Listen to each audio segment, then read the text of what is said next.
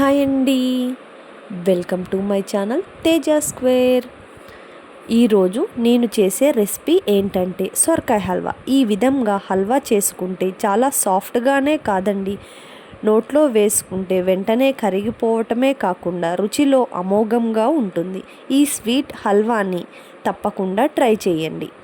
ఇప్పుడు దీన్ని ఎలా చేయాలో చూసేద్దాం. ముందుగా స్టవ్ మీద ఒక ప్యాన్ పెట్టుకొని ఒక 1 స్పూన్ వరకు నెయ్యి వేసుకుని గుప్పెడు జీడిపప్పు, ఇంకా నేను పిస్తా వేసుకున్నానండి. డ్రై ఫ్రూట్స్ మీ ఇంట్లో ఏవి ఉంటే అవి వేసుకోవచ్చు.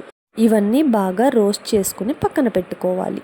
ఇప్పుడు అదే ప్యాన్లో తురుముకుని పెట్టుకున్న 2 కప్పుల సొరకాయ వేసుకుని పచ్చివాసన పోయే వరకు కలుపుతూ ఉండాలి. ఇప్పుడు ఒక 2 మినిట్స్ మూత పెట్టి బాగా మగ్గించుకోవాలి. ఇప్పుడు ఒక అరకప్పు పాలు పోసుకుని పాలల్లో బాగా ఉడకనివ్వాలి. పాలంతా సొరకాయ పీల్చుకునే వరకు బాగా కలుపుకోవాలి. నేనైతే రుచి కోసం కొంచెం పాలపొడి వేస్తున్నానండి. ఒక 6 స్పూన్స్ వరకు వేసి ఒక 2 మినిట్స్ మూత పెట్టి బాగా మగ్గనిచ్చాను. మీకు అవసరం లేదంటే పాలపొడి స్కిప్ చేసుకోవచ్చు.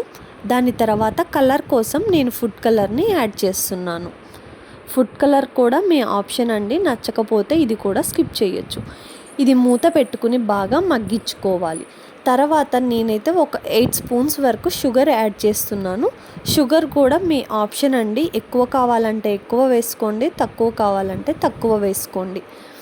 తర్వాత మళ్ళీ ఒక 5 మినిట్స్ మూత పెట్టుకుని బాగా మగ్గించుకోండి. ఇలా మధ్య మధ్యలో కలపటం వల్ల అంతా బాగా ఉడుకుతుంది. తర్వాత ఒక స్పూన్ వరకు నెయ్యి వేసుకుని బాగా కలుపుకుంటున్నాను. దాని తర్వాత ముందుగా వేయించి పెట్టుకున్న డ్రై ఫ్రూట్స్ వేసి కలుపుకుంటున్నాను. అంతే అండి, ఎంతో రుచికరమైన సొరకాయ halwa ready. Thank you for watching.